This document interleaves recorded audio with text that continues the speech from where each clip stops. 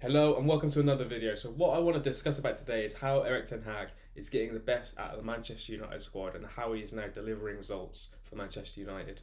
Now, a key thing that we already knew from Erik Ten Hag's philosophy was that he plays with an inverted fullback system, the wide players tend to have the touchline, and he has a strong hold-up play centre forward.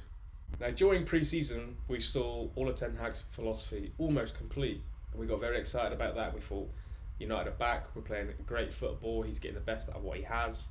And then comes to the Premier League, the first two games we get absolutely battered by Brighton and Brentford. We saw De Gea having successful distribution in pre-season, we saw Dalot and Malacia inverting, we saw Luke Shaw playing well, we saw Harry Maguire playing well as well. We saw Anthony Martial acting as an excellent centre forward, dropping deep, linking at play, Sancho getting goals. It almost looked perfect. Now, as you can tell from this diagram here that I'm going to put on the screen now, the first two games Manchester United played a considerably high line.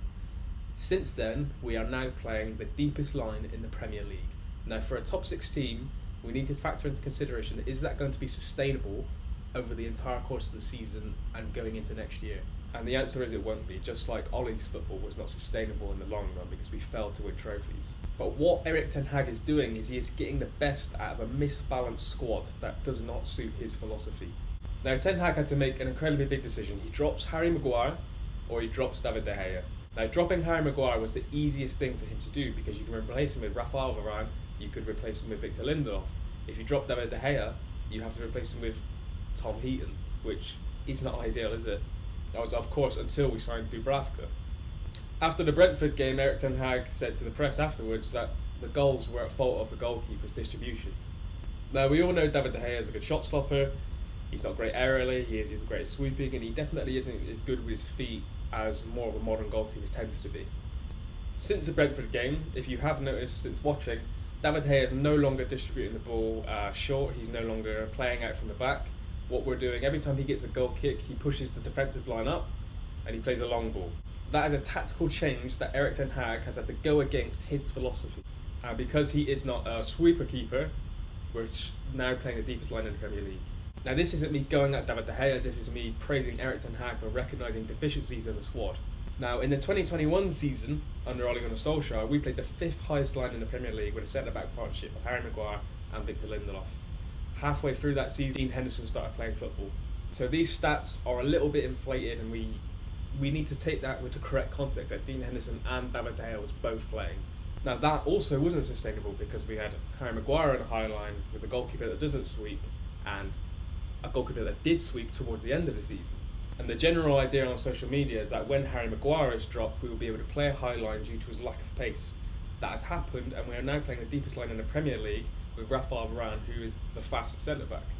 Maguire is incredibly lacking confidence of playing football at the moment, and dropping him was the right thing to do. Now, Erik Ten Hag once said that Pep Guardiola failed in his first season in the Premier League because he failed to sign players that suited the intensity. He failed to sign players that were physical enough for the Premier League. Ten Hag's done the complete opposite. He signed Martinez, who's extremely physical, definitely up for the Premier League. Malacia, who's definitely up to the intensity of the Premier League. We all know Casemiro has been a physical dominance over the past 5-10 years in Europe.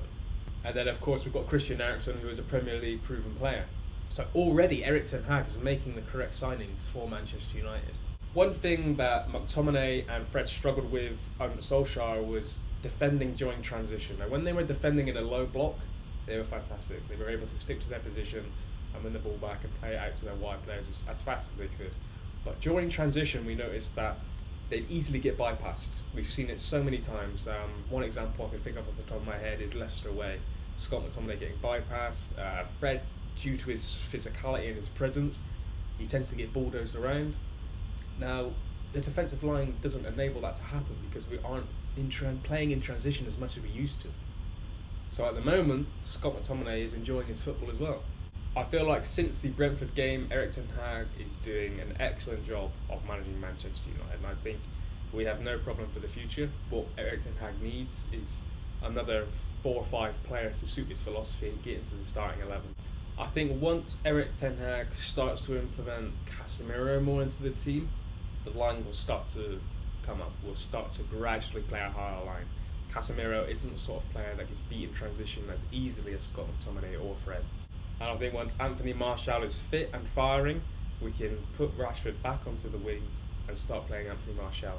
Now, our most progressive football players are in the defence. So once the defence beats the attacking press and we get to the midfield, that is where it kind of breaks down and we struggle to build more up as a team. I think once Anthony Martial is fit and firing, we move Rashford back out to the wing. Martial comes back into the number 9 position. Then Anthony Martial's hold-up play, dropping deep in between the lines to be able to progress the ball for the wide players will improve drastically. I did think Erik Ten Hag would do this, not adapt to his philosophy straight away. Personally, I thought he would have played a back three to see out his first year. That isn't happening. I'm very happy that he's sticking to his roots and still playing with a back four. I think we will be in for an up and down season. Do we get top 4? I very much hope so. Will the current squad go against him that much? Potentially. I don't believe he should change the winning team. I do believe he should stick with what he has until a player gets injured, or if the results start dipping again, then he needs to look at what he can change again to start getting results. Thank you for watching. If you've made it this far, don't forget to like, comment and subscribe, share with your friends. Thank you.